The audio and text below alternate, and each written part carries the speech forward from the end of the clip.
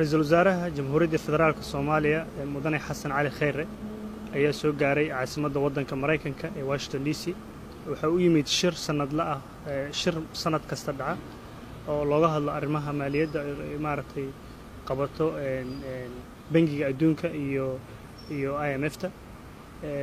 waxaa safarkiisa ku weheliya golaha wasiirada, wasiirka qorsheynta qaranka iyo wasiirka maaliyadda. sidoo kale waxaa safarkiisa ku weheliya gudoomiyaha bangiga cusub ee la magacaabay iyo xubno kale oo runtii ka tirsan wafdiga ra'iisul wasaaraha. booqashada sanadkan ee ra'iisul wasaaraha uu ku yimid waddanka Mareykanka wuxuu kaga duwan yahay sanadihii hore. waxaa la qaban doonaa shir looga hadlayo arrimaha Soomaaliya oo runtii xoogga lagu saari doono deyn cafiska.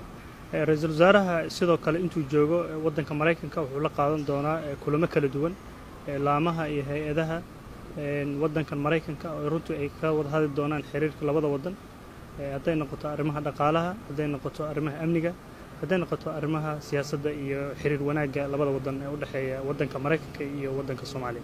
sidoo kale ra'iisul wasaaruhu wuxuu ka jeedin doonaa khudbad maaragtay adduunka dhan iskaga yimaado sanadkan uu ka noqon doono soo jeediyaha qayb ka mid ah soo jeediyaasha ama madaxda soo jeedin doona khudbado ama runtii